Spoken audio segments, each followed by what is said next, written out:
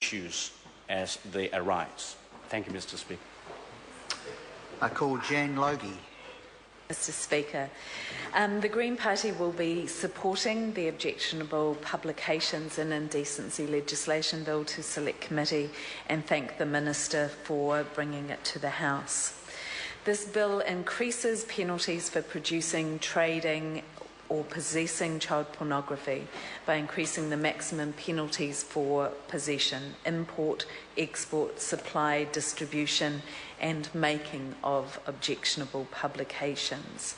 It also clarifies that a person can have possession of an objectionable electronic publication without saving it and provides, or downloading it, and provides for the presumption of imprisonment for repeat child pornography.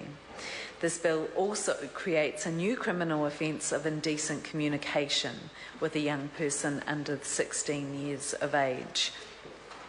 It is very clear that the online environment can be a dangerous place, particularly for children, and it is important that this House considers the changes in technology and the proliferation of abuse and distribution of offensive images and child pornography online. And this bill is starting or furthering that conversation, and we thank the Minister for doing that.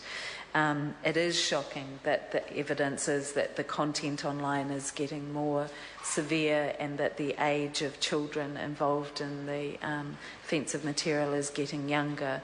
And clearly we need to be having a public conversation about that and actually working to change the culture that is producing this material. Because it's not a given that we have a culture that supports rape. We can actually create a society that understands consent and embraces consent, and where, enthusiastically consensual sexual activity amongst adults is the norm and is what is approved of, and anything else separate to that is shunned. We can, if the will is there, create that society, and I for one am looking forward to the day that when we can make that happen and that a reality. I think we agree that advances in technology mean that offending is becoming easier and more damaging, and though I do need to put a caveat around our response to this bill and recognise that we haven't seen any evidence that extending prison sentences is a deterrent, or that offending or reoffending is affected by a change in sentencing. And in fact, I would caution the House in the case of the rape and sexual abuse legislation. We've seen the reverse be true, that there was when we increased the penalty to 20 years, it created a reluctance in the police force in sentencing, and a reluctance as part of the problem that we have in people coming forward and laying complaints when the consequence is so severe. And also that we've seen in this area that judges have not yet sentenced any offender to more than 5 years imprisonment, despite the maximum penalty for some offences currently being 10 years imprisonment. So it's not going to solve the problem. We have to do the social cultural work, and we need to consider quite seriously the role that sentencing plays in this picture, understanding the evidence and the impacts properly, rather than that instinct.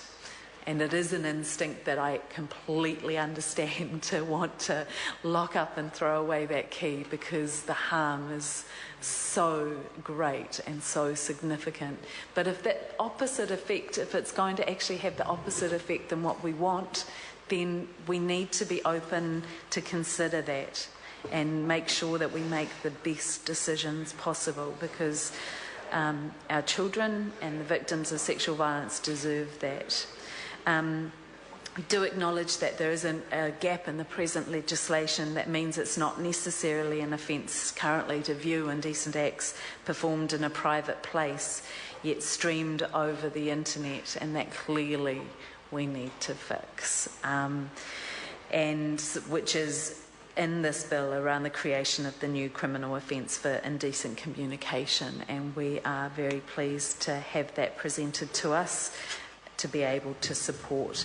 So on the whole, again, to offer thanks to the Minister for bringing this to the House, would also echo Labour colleague Andrew Little's request for a coherent vision and a plan where in legislative agenda that's based on the best evidence, and would see this ideally being fitted into that context of the Law Commission's work, which again I can't help myself but bring up has been tragically tabled or taken off the agenda for the Law Commission.